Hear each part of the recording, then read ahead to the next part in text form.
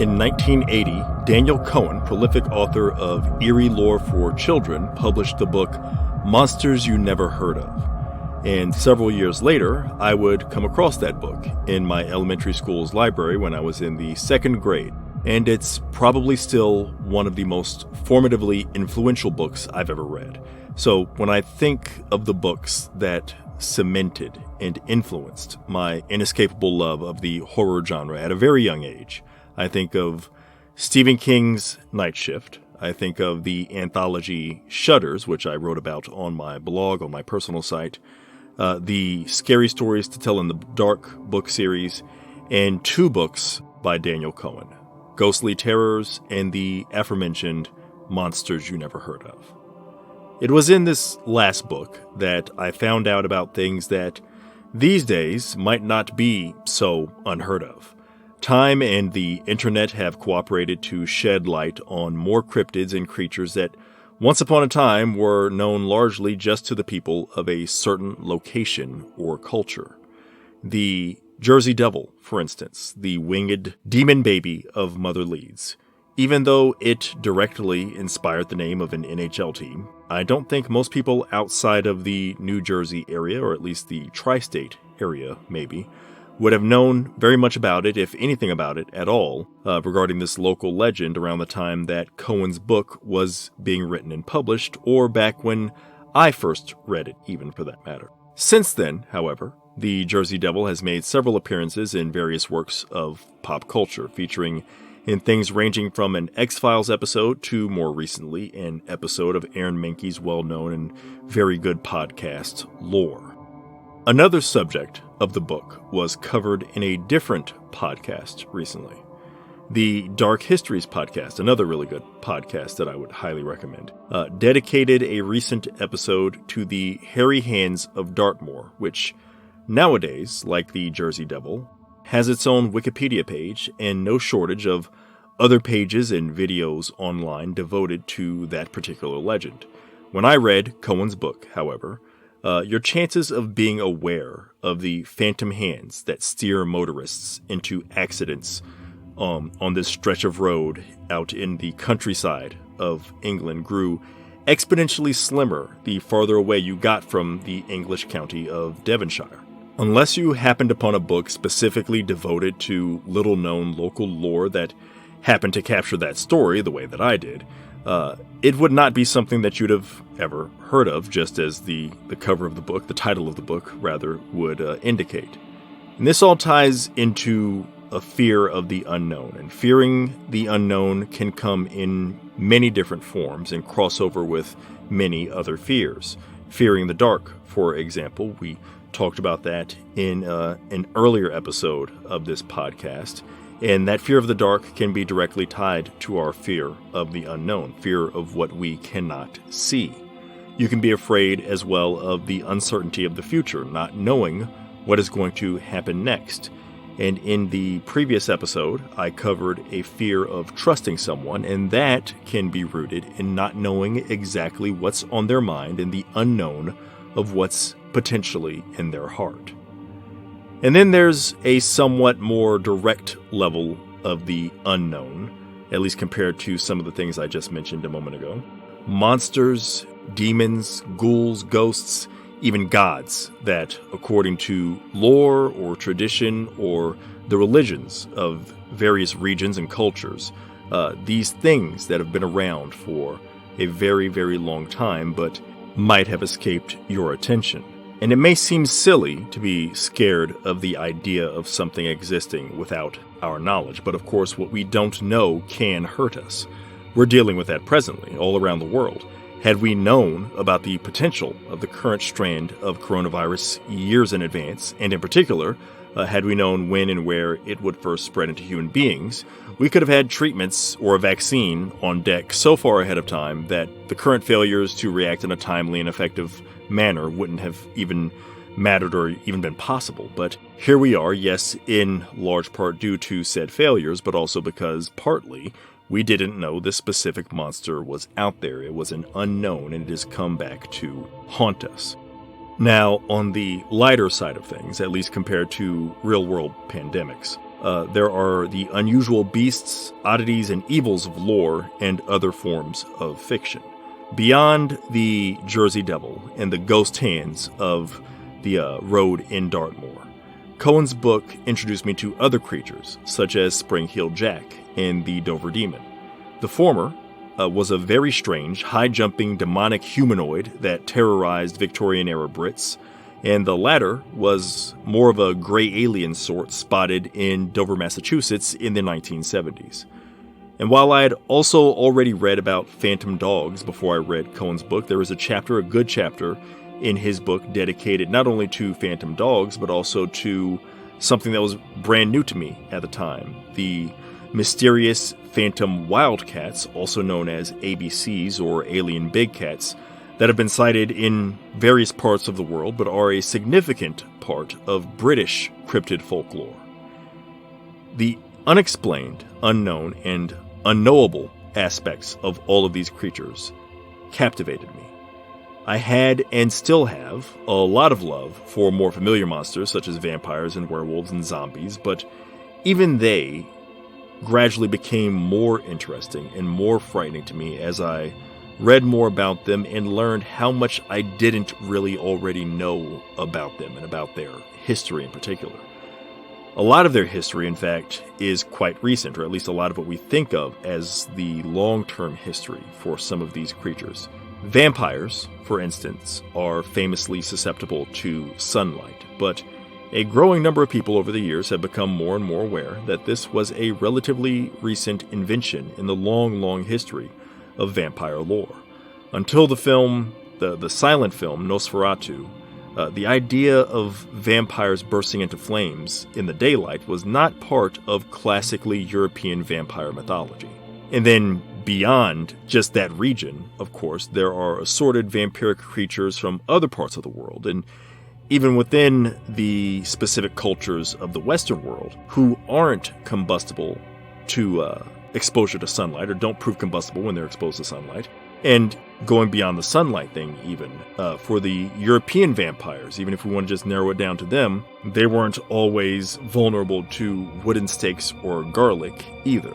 I have a few different books on old vampire lore, and in reading them, one of the things that stands out to me is how much uncertainty and conflicting information there was, and no longer is, but once upon a time there was, about how to actually kill them and about what constituted a vampire in general.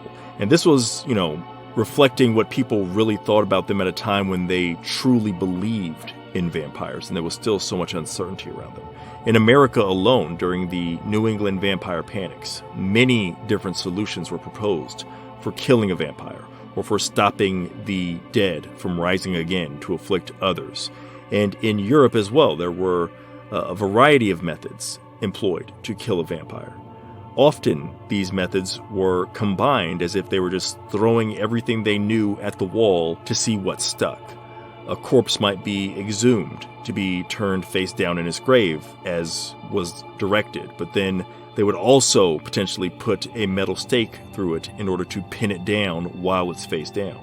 Or a body might be decapitated and have its heart removed, and then have the heart burned to ashes, and in at least one case, even had those ashes mixed into an elixir to be drunk by the still living family member in order to ward off future vampire attacks.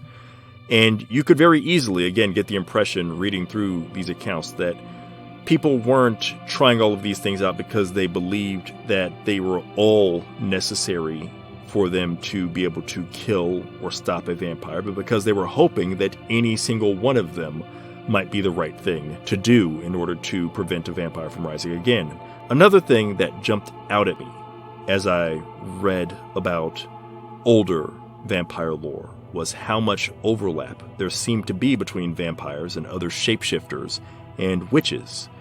Even the process for becoming a vampire often wasn't as direct as just being bitten by another vampire and having the curse transferred onto you, and it's sort of a disease carrier transferring off a disease, that sort of methodology. There were rituals involved. There was an entire process. You, for instance, in one example I read, needed to drink blood from a specific type and number of innocents, and you had to drink it at a specific time and place, in this case, just before the commencement of Mass. So much of this is very deliberate and thorough in terms of knowing all the precise information that you need and the locations where you need to be at. It gives you so much information there, and yet it all comes across ultimately as a bunch of hearsay, which makes sense considering you're dealing with monsters that, if they were real, would be very efficient killers and also very protective of their secrets, thus making it very hard to get any reliable first-hand information from survivors, and of course no information from vampires themselves. This is all tied to another element of the unknown, and it kind of links it back to the topic of real-world disease again. Vampirism in certain parts of the world was a way to explain the spread of certain illnesses that people otherwise had no real information on. They didn't know, and in many cases had no real way of knowing at the time, how these diseases spread, so they conjured convoluted and inconsistent mythology to pass as an explanation. Similarly, werewolf mythology often acted as an explanation for certain murderous, monstrous behavior as well as animal attacks. And like vampires, they have a relatively recently created weakness. The werewolf's vulnerability to silver bullets is much more of a recent invention compared to how long the legend of the werewolf has been around. An episode of the Monster Talk podcast titled A Wolf in the Fold breaks down the origin of the silver bullet as a weapon against evil rather exhaustively. And ultimately, the silver bullet just kind of ends up as a helpful story device that provides a weakness to an enemy that is otherwise much more difficult to kill. It seems to be a way of lessening the horror of this type of monster, making it a little bit more palatable. It's part of the concrete quote-unquote rules established for these creatures, ranging from how you become one to how you kill one, that picks specific pieces of all the rumors and conjectures and establishes them as facts. This is the canon. These are the knowns about them, therefore eliminating the unknown, because leaving it as an unknown, even in such small doses, is thought to be a bit more than the average audience member could potentially handle. But even with these classic creatures with seemingly simple weaknesses, there are atypical accounts of them that can make them even more menacing than they appear to be in more formulaic stories.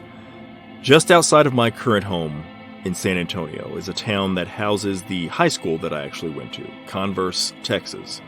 It's effectively part of the San Antonio area nowadays and has been for as long as I've lived in the area. But in the mid-19th century or so, San Antonio itself wasn't nearly as populous as it is today, to say nothing of a town like Converse. And that's supposedly the era we'd have to go back to in order to see the Converse werewolf, an 8-foot-tall, muscular, bipedal monster that, according to very little-known legend, once killed a rancher's son.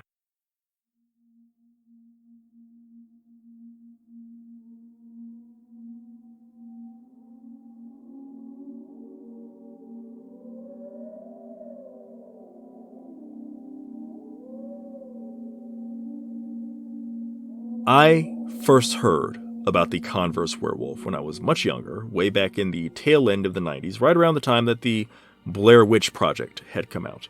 And I remember this specifically because my very young, very naive, and very eager self thought, if I just had a camera, then me and a few of my friends could go out to the more remote parts of Converse, find some remote part of Converse, pretend to get lost in the woods, and have our own little mega hit indie movie with an astronomical return on investment, because who wouldn't want to see our movie about the legend of the Converse werewolf? Sure, it's an obscure story dating back to the 1800s, but that didn't mean the werewolf couldn't still be alive, did it? Because if you go ahead and do an internet search of whether or not werewolves die of old age, you'll have a lot of fun, potentially, reading a lot of uncited, inexpert, yet very confident opinions about a folkloric beast.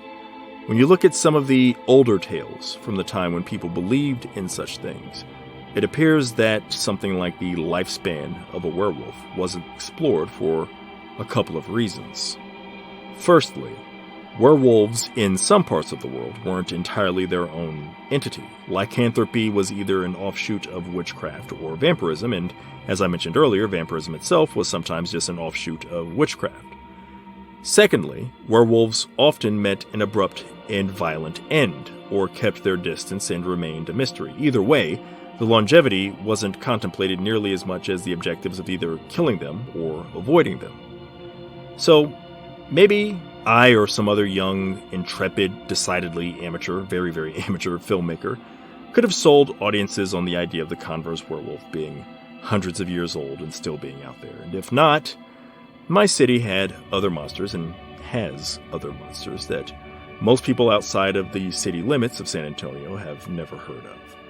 The Donkey Lady, for instance, who has a bridge named after her, legitimately named after her. If you type Donkey Lady Bridge into your map service right now, you will get a precise location that you can come to. She is, in some grimmer cases, figuratively, and in some lighter cases, literally, exactly what her name suggests. A legendary woman who, through very unfortunate circumstances, came to partially resemble a donkey. In what I think is the more unpleasant version of the tale, this quote-unquote resemblance is a result of horrific burns that she suffered because of a house fire. She survives, but she's injured in ways that, I guess, kind of make her resemble a donkey. Again, I kind of find that version of the story a little bit unsavory, and it also is a little bit nonsensical. I mean, relatively speaking, we're talking about something called the Donkey Lady here. In a different version, she was a woman crossing the bridge on her donkey who, for one reason or another, the woman, she fell over the bridge and died along with the animal. And her spirit came back as a sort of fusion of herself and the donkey to become this brand new creature. At least that's how I've heard it. Others, I'm sure, have heard other variations of the tale as well. We could probably all agree, though, regardless of the origin stories, the different types of origin stories about this that we might have heard living in this city, that the Donkey Lady is said to occasionally attack cars and people who cross her bridge. She's a familiar type of monster in that way. Monsters lurking under bridges and attacking travelers that cross them seem to have been around for as long as stories have been around. Yet, imagine being alone, driving through the city, maybe new in town or a tourist, driving over a short bridge that doesn't look any different from any other that you've crossed in your time here. And then, out of nowhere, you are under attack. Your vehicle is beaten by a hooved, half-human monster making noises you can't even begin to place. It pounds on and dents your doors. It cracks the windows. It seems like it's going to get inside. It's going to get to you. You mash the gas, you get the hell off the bridge. And not until you feel certain that you're a safe distance from that bridge and from whatever it is that attacked you, maybe minutes later, do you stop and truly try to comprehend, what was that thing? Well, it's just one of countless local, largely unknown monsters said to inhabit Texas, and taking a wider view, you have such monsters all over the country, and all over this hemisphere, and all over the world. Things that represent our fears associated with new discoveries and exploration, or with simply trying to survive the night, dating back to a time when the light of a torch only extended so far, and you couldn't be sure of what might be out there in the dark just a few feet beyond the dim glow. The planet is full of monsters we've never heard of, whose origins range from times long, long past to much more recent eras. The internet has produced many such creatures that, 100 or 200 years from now, presuming humanity itself isn't mostly a myth by then, might have their own origins and characteristics muddied and blurred. Many of these creatures, whether they are old favorites or brand new inventions, have largely unknown qualities. Among the devils that we think we know, but really don't, are previously unheard of or obscure dangers waiting to be awakened or unearthed one way or another. Sometimes simply because the time has come again for them to wake up and roam and rampage. Other times because someone, somewhere, opened a door that should have stayed shut, or picked a lock that was there for a very long time for a very good reason, or dug too deep in the wrong place. Now, every once in a while, I like to detour a little farther from the beaten path on this podcast, down roads less traveled, and what better time to do it than when talking about our fear of the unknown, and in particular, unknown or lesser-known monsters. After last week, where my primary subjects were a very recent and popular Netflix series, and then a movie that is terribly underseen, granted, but not completely unknown, I am feeling a little bit antsy to talk about something that may be even more off the radar for most people, and even possibly most horror fans. And I get to spread the podcast's subject matter beyond the types of media that I've already covered previously, so that's an added bonus here as well. Because in the summer of 1948, televisions were still very uncommon in the average household, so if you weren't going to the movies, you were maybe gathering with the family in the living room to enjoy some external broadcast entertainment, you were just listening to the radio. And if you wanted to hear something scary, one of your most reliable purveyors of audio horror was a program called Quiet Please. And in August of 1948, they released one of their best and most enduring episodes about a monster absolutely no one had ever heard of before. The Thing on the Fourble Board.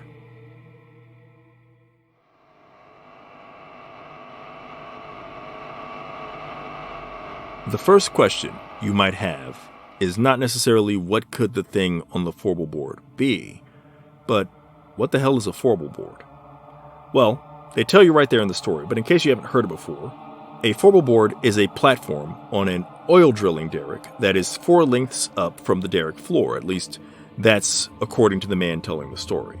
1 length is just called 1 length, and 2 lengths is called a double, 3 lengths is called a treble, so 4 is a fourble, hence Fourble Board. 1 length also amounts to 20 feet, so that, when you do the math, puts this platform up at 80 feet high, which is plenty high enough, thank you kindly, for somebody like me who doesn't care for unenclosed heights, but it's nothing compared to the depths being reached beneath the oil derrick in this story. You can likely see where the story is headed based on its title, the oil derrick setup, and the explanation of what a Fourble Board is. Early in the story, the narrator briefly describes the purpose of a hollow coring drill and paints a picture of thousands of feet beneath the earth being driven through and brought up through that coring drill. So from there, the story heads sort of where you think it's headed, save for a compound swerve saved for the very end of the episode, and the utterly bizarre characteristics of the thing that gets brought up from underground. Now a little bit of a background and my just general perspective on something that I'm pretty into, Golden Age radio horror stories. At least I have a dilettante's level of interest in it. I'm not going to claim to be an expert, but many Golden Age radio stories that I've listened to follow a more traditional and familiar path than what you would find in The Thing on the Fourble Board.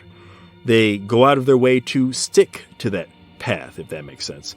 And even if they have to defy plot or character logic to stay on course, they will do so. And that's part of what I enjoy about them. If you need a couple of old ladies to board a doomed phantom cruise liner so that they can eventually get their comeuppance, and there are no other passengers present on that cruise liner, well, what do? You just have them barely question the fact that there's no other passengers on board the ship, and board anyway.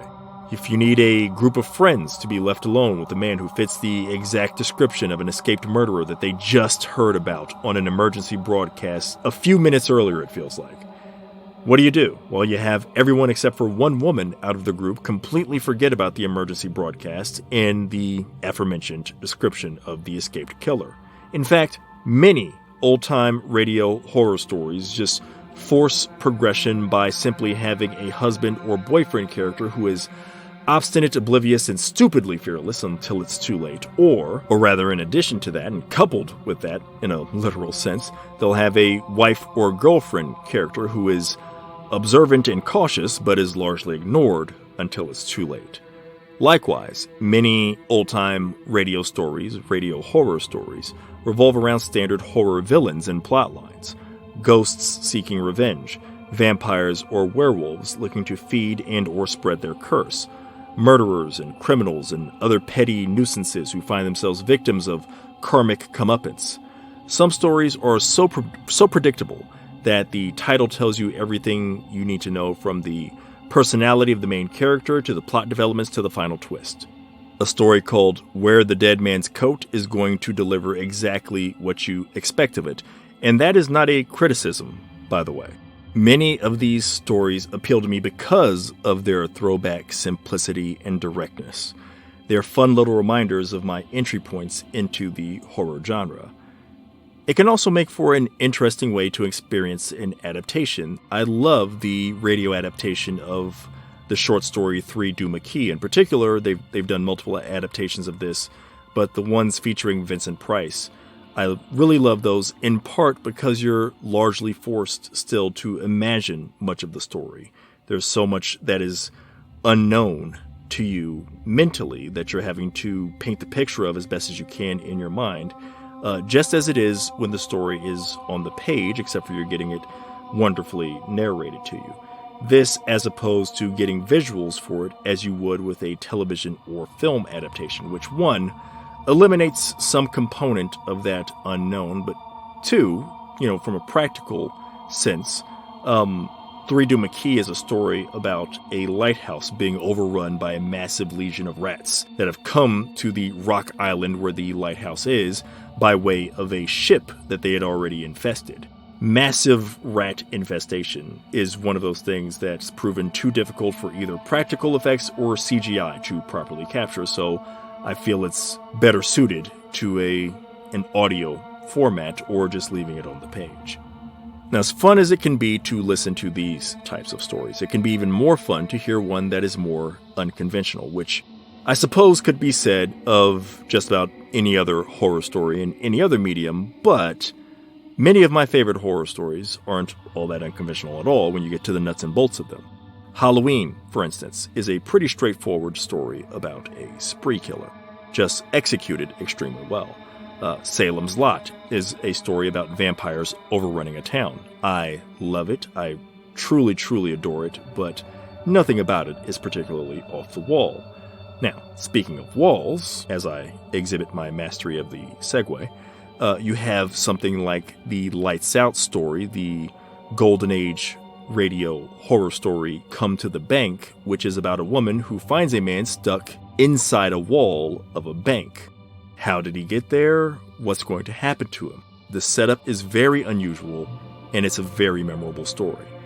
And sticking within this same medium, a famous story for its genre and for that medium and for the time and place is the story The Dark, which features an inexplicable, creeping, living shadow/fog that, once it envelops you, turns you inside out. Yes, the fog that gets parodied in that classic Simpsons Treehouse of Horror episode. And the original recording of that radio show episode, The Dark, unfortunately has been lost to time, but a re-recorded version can still be found out there, and it is genuinely unsettling to listen to, despite, or maybe even because of, the spare yet bizarre and a little bit absurd premise. And all of that brings me back, finally, to the thing on the Fourble Board. Again, the setup and the title are giveaways to a certain degree, but they don't give away the most memorable parts of the story. And yes, I'm going to be giving away those things here, so last chance for you to listen to it yourself before I get into it. And if I may make an unsponsored, sincere recommendation, Relic Radio has put out a very efficient and reliable old-time radio horror podcast for years now, simply titled The Horror, with an exclamation mark at the end, and you can listen to this story there. Okay, what is the thing on the Fourble Board? Well, for the overwhelming majority of the episode, we don't know, in part because the thing is invisible unless it's covered in something, mud, paint, we find out, anything that can be used to cover it to make it visible. It's similar to the predator in that respect. And that's just one of its many, many peculiar qualities. We are scratching the surface here. The first glimpse we get of this thing is not of the entire creature itself, but of a lost body part, a finger that gets found on the oil derrick. And that finger appears to be and feels like it is made of stone. So this thing that has been cored out of the depths of the earth by mistake is made of living rock, and it can't be seen once it's cleaned off. It can only be seen if it's covered in something. After the thing on the Fourble Board is seemingly responsible for some accidents that have some gruesome results, a roughneck named Porky, the person who is our narrator for the story, who is speaking directly to the audience in the fashion of many old-school radio horror stories, Porky finds himself alone with the creature on the Fourble Board one day. At first, he can't see it. He can only hear its cries, which are shrill and almost baby-like, but not quite. They're somewhat alien and whining as well. And it's almost comical when you hear it on the episode, except it's a little bit too strange to be comical, at least in my opinion. Weirdly inspired choice for an imaginary dangerous animal. And the weirdly inspired choices are still going to pile up a bit from here. So finally, Porky throws a bucket of red paint over the creature so he can see it. And what does he see? He sees this thing that has the hands of a human being and the face of a human being, but in particular the face of a small child or a girl, a young girl. And again, still made of stone. All of this is a stone facade, but this is the creature's appearance. But I've just talked about the face and hands so far. Its body, its torso, is that of a giant spider. So let's add up all of these separate parts to get to the sum of this nightmarish thing. It is a monster made of stone that is invisible unless it is painted over in some way. It has the face of a young girl, and a voice like a screeching bird is doing an impression of a human infant, and the body of a monstrously overgrown spider. And then the final vital piece of information we get about it, which by the time we receive that information, while it cements its status as a threat, almost feels mundane, is that it is carnivorous. This chimeric combination of features is worthy of something from ancient mythologies. It's like whatever Greek or Mesopotamian god cooked it up, did so by accident after several ingredients that didn't belong spilled into the pot. It is as if someone slipped evolution some potent drugs. It is senseless madness. It is shocking, and it is, after all this time since the episode was first produced, almost laughable when you think about it, except if you had to truly imagine yourself alone with such an abomination, you'd probably have to admit that your brain might short-circuit at the sight and sound of something so blatantly wrong. And it is definitely something unknown. It is something that no one had ever heard of until someone was inspired to create it. And if your mind tracks along the same paths that mine does when you hear about something like this or you read a story featuring a creature like this, what you learn about the thing just introduces additional questions that spotlight more of the unknowns about its existence and presence. For instance, are its face and infantile cries used to lure in prey? Where it's from? Is it used to garner sympathy, as it shockingly does to Porky as part of the revelation at the end tells us and shows us? What about its stone skin and invisibility? These could be useful for attacking purposes, of course, but seem even more beneficial as defense mechanisms. Could this mean that this isn't the apex predator of its environment? Is there something else that it has to look out for and hide from deep, deep, deep in the subterranean? what other and potentially worse horrors we've never heard of live down with this thing, a mile or more under our feet. And at this point, admittedly, I might have thought more and longer about this thing than the person who actually created it ever did. Or perhaps not. Either way, he did his job very well, imagining a creature whose knowns, and in particular, whose unknowns, spur further imagining, wonder, and dread.